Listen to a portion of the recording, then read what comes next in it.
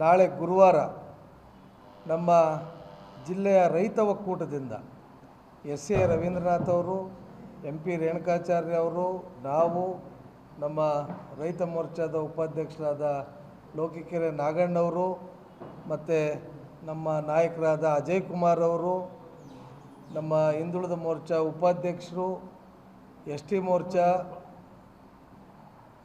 ಎಲ್ಲ ಮಂಡಲದ ಅಧ್ಯಕ್ಷರುಗಳು ಎಲ್ಲರೂ ಸೇರಿ ನಾವು ರೈತ ಒಕ್ಕೂಟದಿಂದ ಭದ್ರೆಗೆ ಸುಭದ್ರವಾಗಿರಲಿ, ತುಂಗಭದ್ರೆ ಸದಾ ಮೈದುಂಬಿ ಹರಿಯಲಿ ಎನ್ನುವ ಉದ್ದೇಶದಿಂದ BRPಯಲ್ಲಿ ಬಾಗಿನವನ್ನು ಅರ್ಪಿಸೋ ಕಾರ್ಯಕ್ರಮವನ್ನು ಇಟ್ಕೊಂಡಿದ್ದೇವೆ.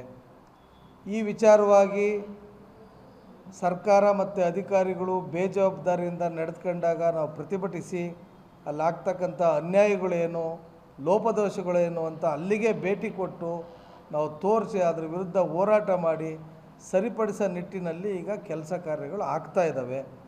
ಮತ್ತು ರೈತರಿಗೆ ಏನೇ ಕಷ್ಟ ಸುಖ ಬಂದರೂ ತೋಟಗಾರಿಕೆ ಬೆಳೆಗಳಿರ್ಬೋದು ಮತ್ತು ಭತ್ತದ ಬೆಳೆಗಳಿರ್ಬೋದು ನಾವು ಸದಾ ಸ್ಪಂದಿಸ್ತಾ ಬಂದಿದ್ದೀವಿ.